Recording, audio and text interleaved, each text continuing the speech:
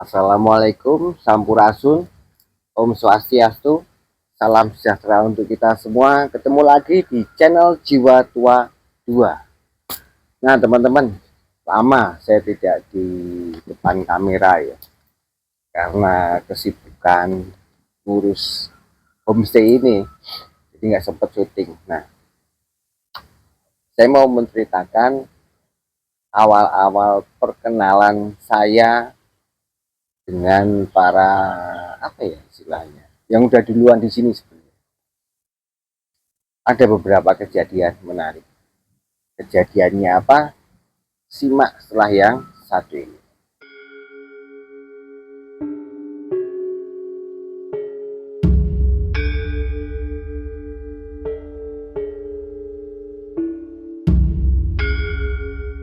Oke, teman-teman, tadi di pembukaan saya sudah sampaikan mengenai awal-awal saya di sini. Saya berkenalan dengan mereka. Ya, kita yakin sih di setiap tempat itu pasti ada penghuni sebelumnya, entah yang kelihatan atau tidak kelihatan. Tapi saya pribadi menyikapinya ya biasa hal itu. Nah, mungkin mereka juga pengen tahu siapa saya, pengen berkenalan dengan saya sebenarnya. Ada beberapa kejadian. Saya kan di sini menerapkan bahwa H-1 sehari sebelum tamu datang itu kita pasti cek yang namanya water heater, karena di sini ada 6 villa. Tiap villanya itu ada water heater karena homestay ini ada di kaki Merapi.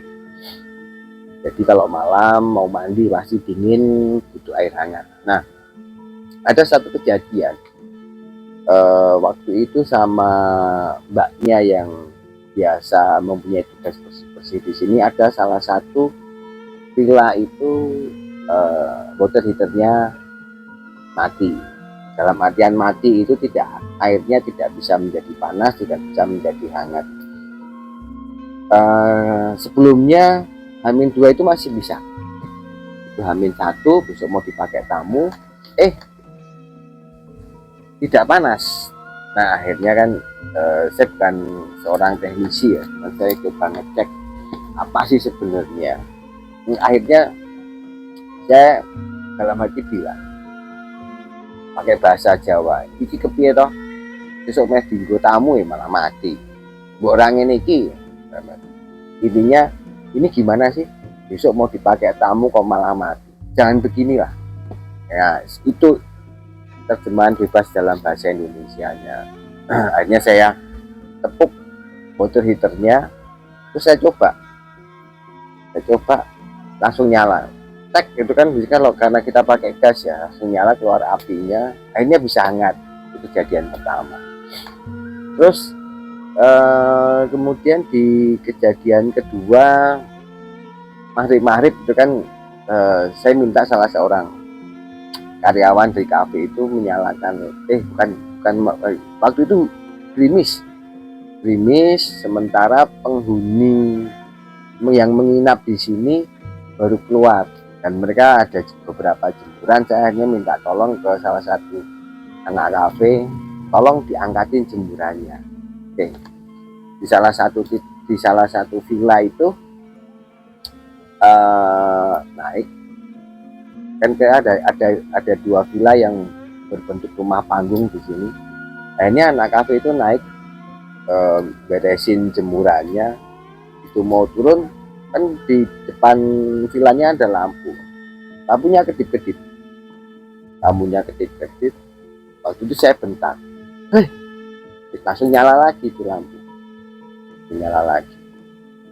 pas turun lampunya kedip-kedip lagi.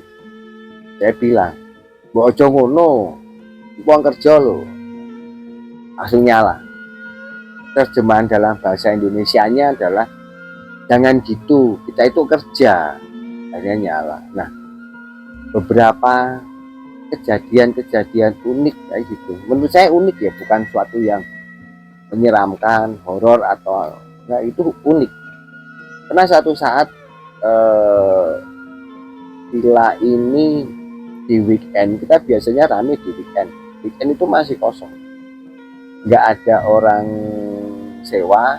Nah, satu titik ada tuh sewa tapi cuma satu villa, terus datang lagi orang, dia mau nyewa semua villa di tanggal yang sama di weekend, ya hari Sabtu.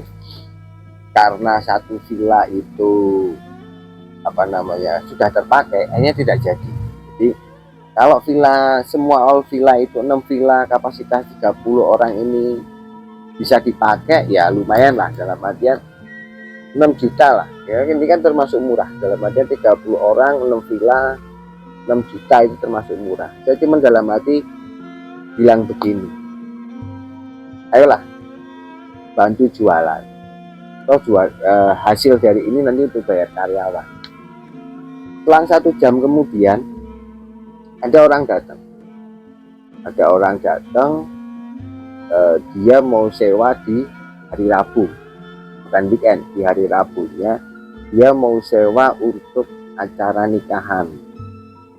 Akhirnya dia sewa satu tempat venue kita yang biasa buat menikah di pendopo itu, plus dia menginap di salah satu villa kami yang villa favorit, paling favorit, namanya Villa Majapahit. Itu kapasitas 12 orang, di situ udah komplit, ada dapur, ada kulkas, ada TV segala macam.